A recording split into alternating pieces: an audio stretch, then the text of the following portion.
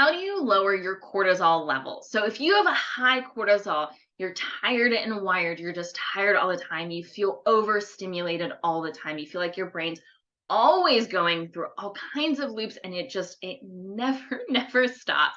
These can be signs of high cortisol along with things like cortisol belly. If you have a belly fat kind of in that lower part of your belly that just never seems to go away no matter what you do, this can all be signs of high cortisol levels. So how do you lower your cortisol levels?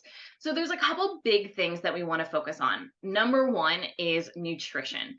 So from a nutritional perspective, we want to make sure that we're eating in a way that fuels our body and is more anti-inflammatory. And the reason I say more anti-inflammatory is there's no one diet that is super anti-inflammatory for every single person.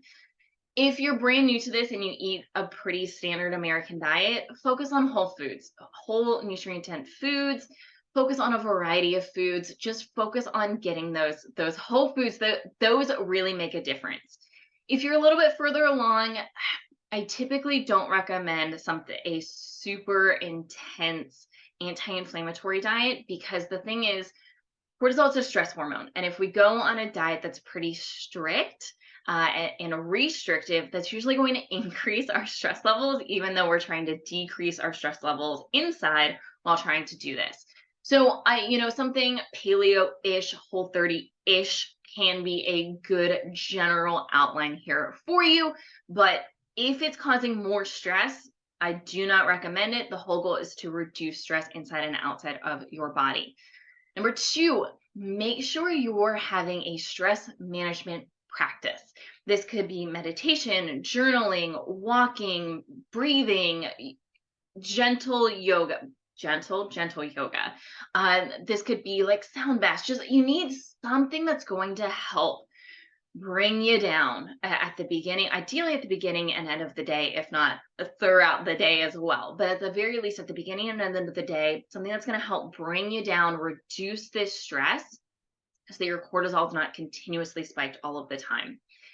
This plays a really, really big role. If you do not regulate your nervous system and really prioritize stress management, you cannot out supplement, you cannot out eat, out work out cortisol issues. This is probably the most important thing that if you only do one thing, focus on this and you will see pretty decent progress here. Number three, movement. Movement is great. Yes, absolutely. However, if you've got cortisol issues, you better tone it back. I only recommend a few days a week of structured exercise. If that is something that you are already doing, you may need to pull back. Nothing high intensity. Keep your heart rate low. Keep workouts between about 30 to 60 minutes. Usually I recommend 30 to 45 minutes and just keep it very, very moderate.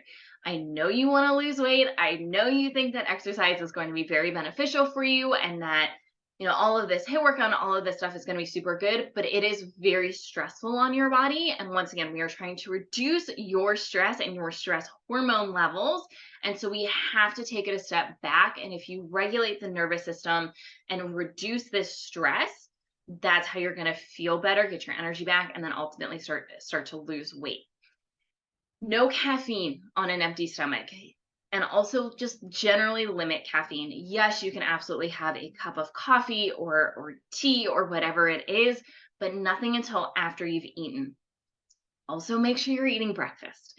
Skipping meals is very stressful on the body. Yes, there are some other health benefits to certain populations. However, if you have high cortisol levels, you do not fall into that category. Your body is very stressed and cannot handle fasting very well, most likely. And so skipping breakfast is going to cause more stress. So make sure you have something to eat in the morning. Ideally, it's going to be some higher protein, higher fat, maybe a little bit of fiber in there, ideally within about an hour, hour and a half of you waking up.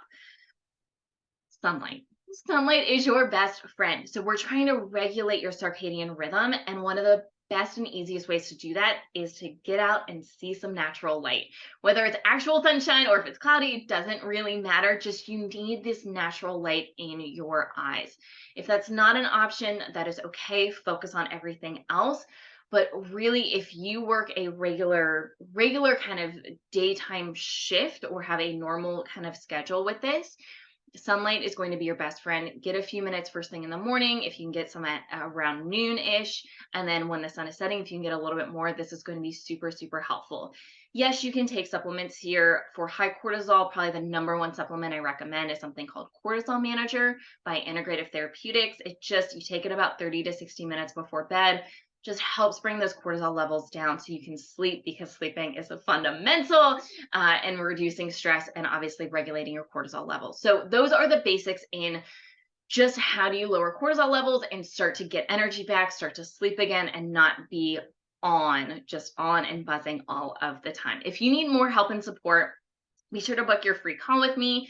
We see a lot of cortisol issues in my practice at Trifecta Collective. So there's a link down below where you can book your free call with us so we can start digging deeper into your cortisol levels and how to actually support your body individually.